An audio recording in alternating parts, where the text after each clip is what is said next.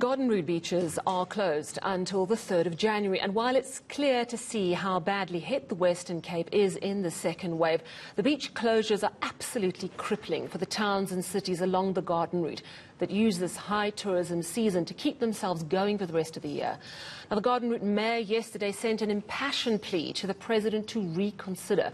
Meanwhile, the DA, which governs the province, is now pursuing legal action to overturn the ban. But let's drill down into the real economic impact on the ground. Plettenberg Bay is normally chock-a-block with visitors at this time of year. Let's find out what the beach ban has done to the tourism trade. And I'm joined by Patty Butterworth, the acting CEO of the Plettenberg Bay Tourism Association. Patty, thanks so much for joining us. Since the announcement on Monday night, what percentage of your holiday bookings for the season have been cancelled? Well, Sally, it's been quite an interesting journey, as you can imagine. In addition to having cancellations pre-announcement due to rumors of the announcement, I would say in general we're looking at about a 30 to 40% cancellation rate, and that was already, numbers which were already down due to the COVID pandemic. So it's been a very crippling time for us, and it's going to continue to get worse, I'm afraid.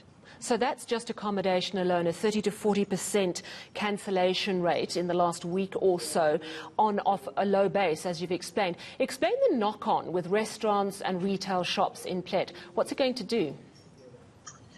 Well, I think the knock-on effect is it's quite obvious that without those influx of people arriving, your restaurants, retail services, and even jobs are at risk.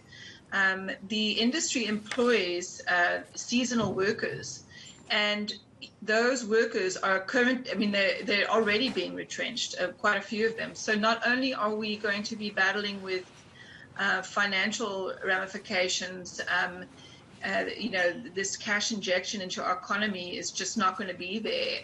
We're also going to see unemployment rates get higher, because the business owners are not going to be able to sustain themselves. A lot of these business owners rely on season. It's the main source of income.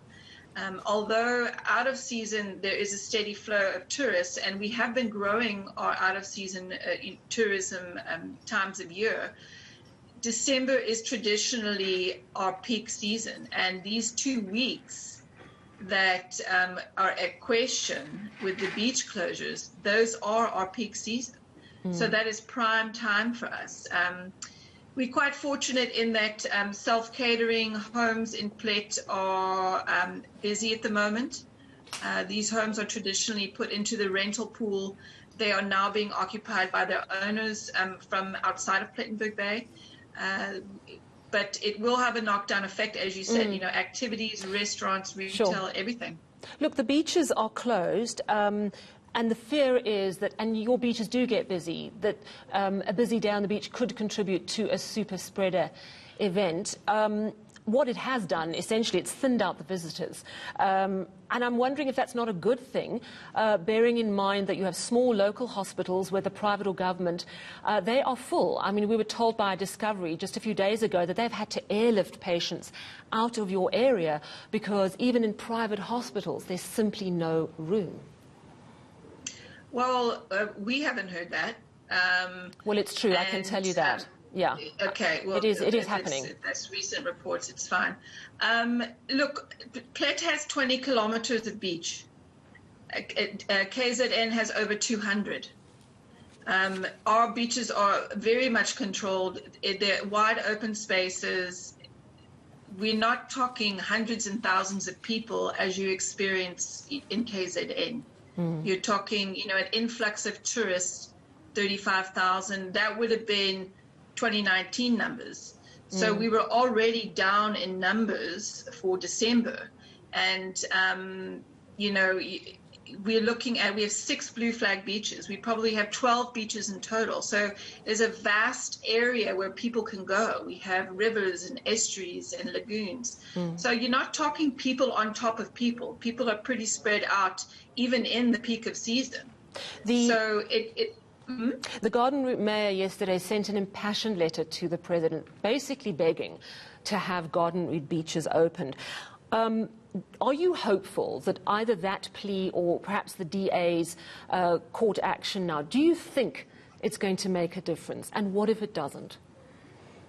Absolutely. I do think it will make a difference. If anything, it will wake up, the key decision makers to actually look at statistics and make an educated decision the next time they put these restrictions on. Comparing Plettenberg Bay to a Durban beach is just not feasible. Any Garden Route beach is not feasible in comparison to a Durban or even a Cape Town beach, for that matter. Our numbers are nowhere near those. And to close these beaches because of the fear of spreading the virus, there's no scientific evidence to show that the virus can be spread on a beach. We are cognitive of the fact that COVID is around. We have taken every precaution. In fact, our area, our numbers are down. So it's proof in the pudding that we are following the COVID regulations. And towns like ourselves should not be penalized because of larger towns who are still open. Their numbers are up. It doesn't make any sense. Thank you so much for chatting to us. That was Patty Butterworth, the acting CEO of the Plettenberg Bay Tourism Association.